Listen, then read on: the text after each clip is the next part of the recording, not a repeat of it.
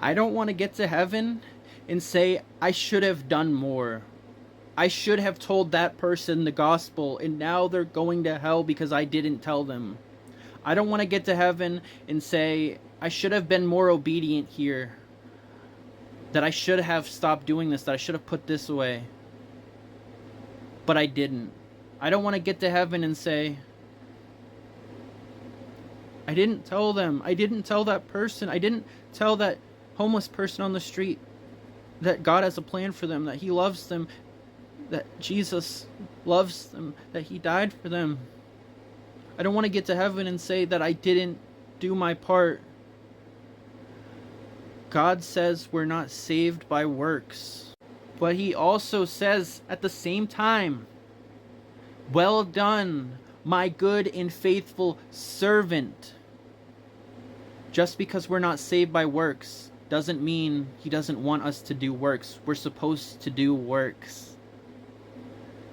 I didn't quite wrap my head around that for a long time, and so I found that confusing, so I thought, it doesn't matter. It doesn't matter if we do works or not, because that's not what saves us. No. It's not the power that saves us. It's Christ alone. Our faith in Jesus alone is what saves us.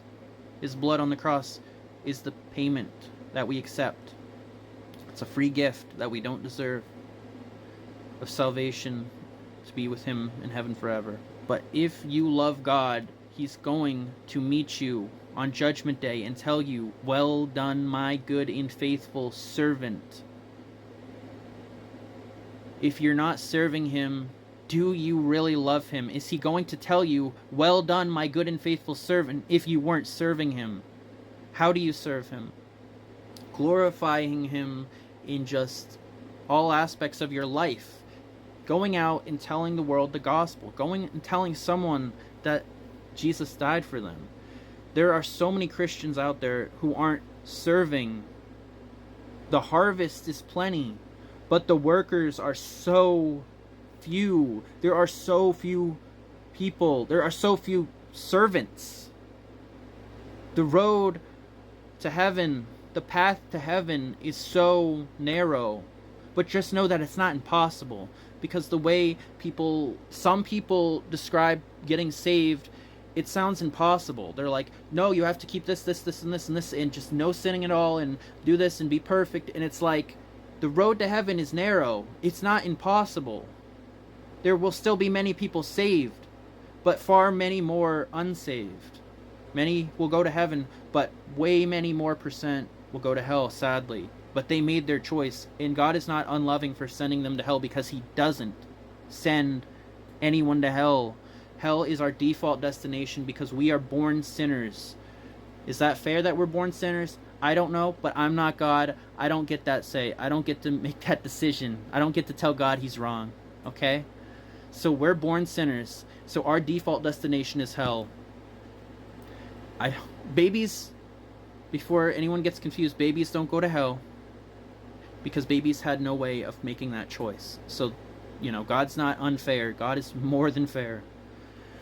But yes, we go to heaven or hell when we die. At the moment of conception, we become an eternal being. Not the moment we exit our mother's wombs, because we are alive for 9 months before that moment.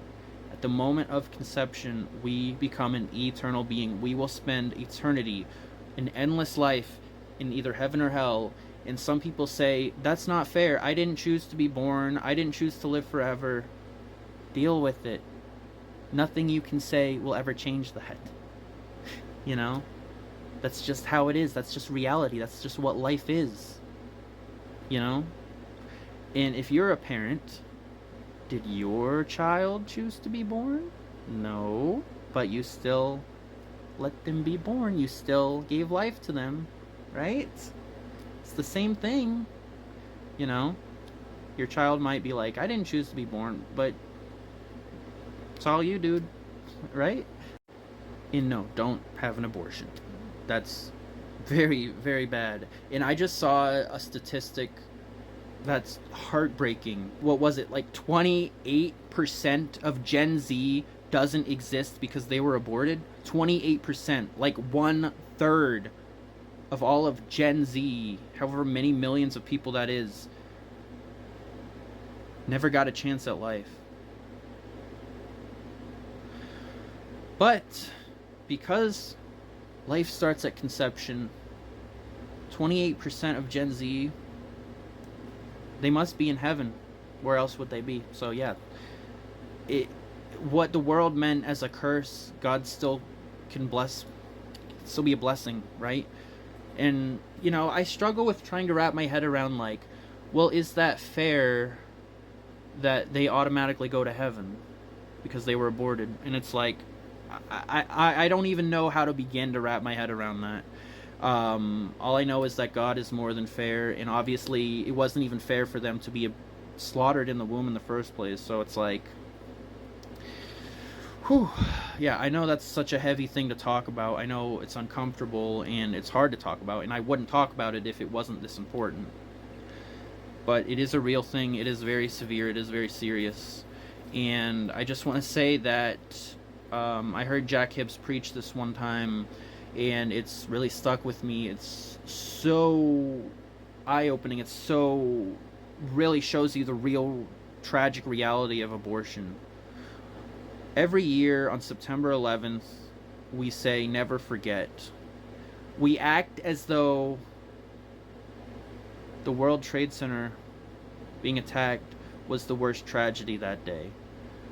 But most people have no idea that more babies were slaughtered, more babies died from abortion that day on September 11th, 2001, than people that died from the World Trade Center attack.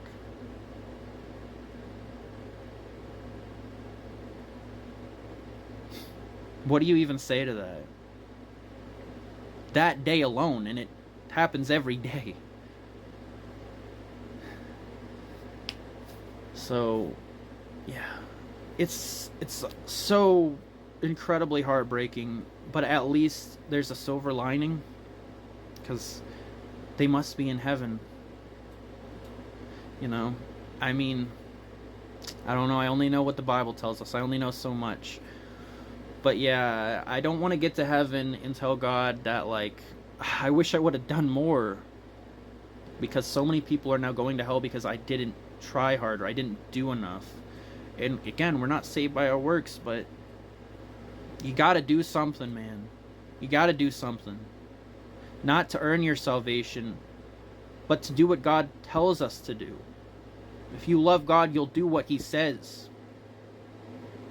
If you love God, you will tell people that they are going to hell if they don't turn to Jesus. Even an atheist, Penn Jillette, understands this.